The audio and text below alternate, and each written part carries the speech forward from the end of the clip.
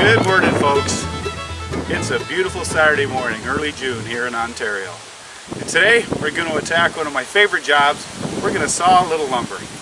Now, to the best of my knowledge and the best of my memory, and my memory's not the best at times, I think it's been a little over 4 years since Betsy the sawmill here has sawn anything.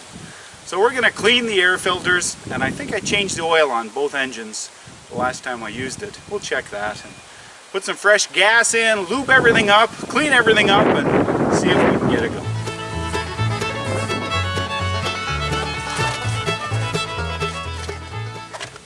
Great news. We did change the oil the last time we used it. And if I changed the oil, I bet you I cleaned the air filter.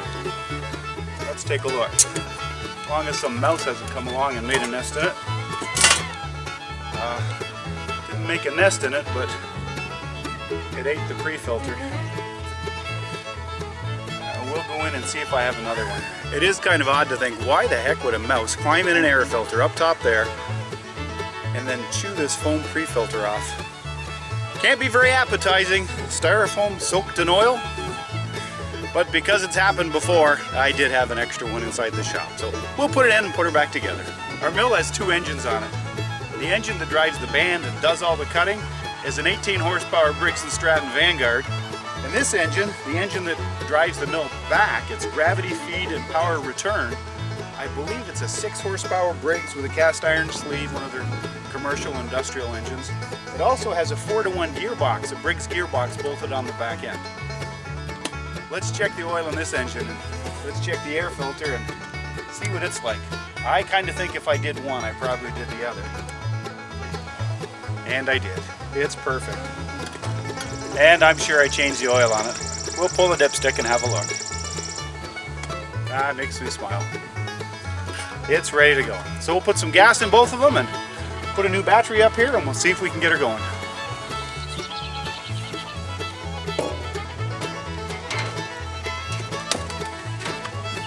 And we've got a new battery for Betsy. These lawn and garden tractor batteries don't last too long when they don't get used.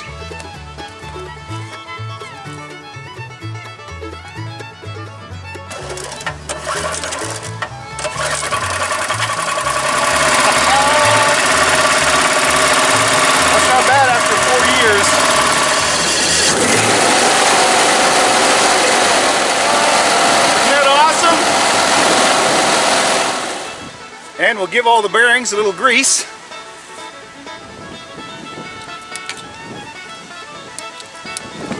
Everything's all greased up. Now it's time to lube the travel chain. And now it's time to put a blade on Betsy.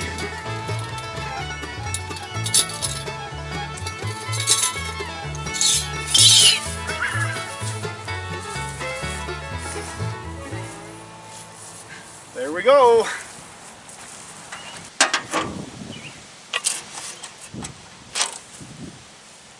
Oh, something made a nest in there.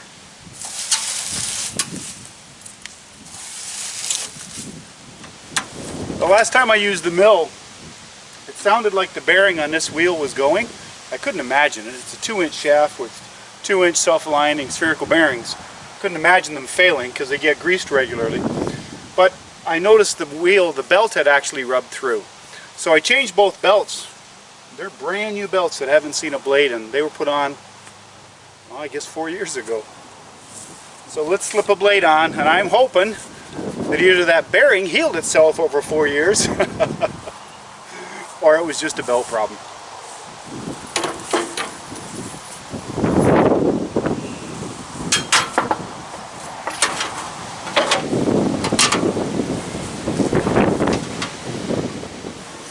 That sounds so good.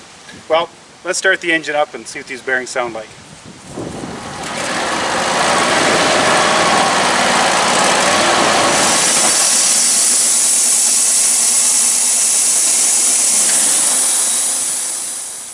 Well, folks, we didn't have the outcome I was hoping for. That bearing is noisy, and it's not the belts on the wheels, although they needed changing. That bearing is pretty bad.